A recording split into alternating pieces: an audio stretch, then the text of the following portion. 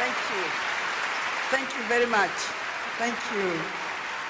October 2004, Professor Wangari Maathai's crowning moment, when the world sat up and paid attention to the woman whose humble beginnings as a little girl known as Wangari Muta in April 1914 Ihitha village in Nyeri were a far cry from the colorful surroundings when she took to the podium to receive the 2004 Nobel Peace Prize in Oslo, Norway.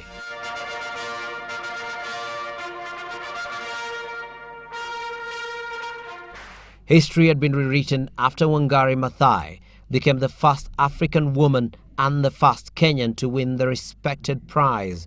This was in recognition of her work in saving the environment. Professor Maathai was the voice of the country's eco-warriors, having founded the Green Belt movement in 1977, an organization that has planted some 40 million trees across Africa to date. She was much respected internationally and rubbed shoulders with many heads of state, as well as being a respected guest in the international talks circuit.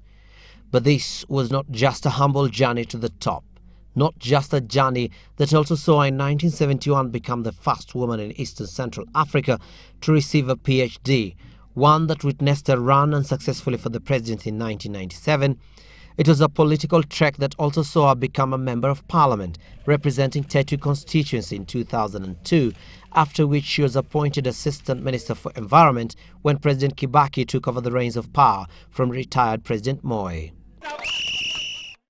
But this was also a tough journey. Hers was a journey that also saw her beaten, roughed up and even detained by authorities and hired goons at times, as she spoke out on numerous occasions for what she passionately believed in and stood for, like saving the Karura forest or fighting for greater democratic space, best exemplified by this footage of one of her run-ins with authorities. In 1992, she was hospitalized after police officers beat her unconscious during a hunger strike by activists at Uhuru Park's Freedom Corner seeking to have political prisoners released. And it is not just in Kenya that she fought for the environment. She was involved in efforts to save Central Africa's Congo Basin forest, the world's second largest tropical forest. I know that every living thing must die, and even we will die. Politically, her voice has often been loud and clear. In April 2008, for instance, she was one of the few voices that openly opposed the increase in the number of cabinet ministers to a record 40 ministers following the formation of the Grand Coalition government. She and other protesters were tear-gassed at Uhuru Park.